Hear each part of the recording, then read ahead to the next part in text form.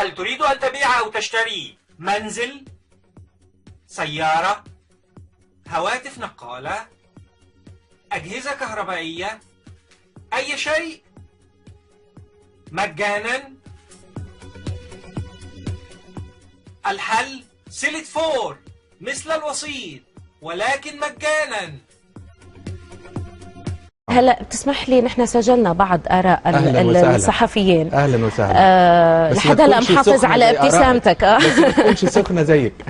لا، انا اسئلتي اللي سخنه. انا ارحب انا بارده، ولكن حقيقه هي اسئله الشارع العربي اليوم.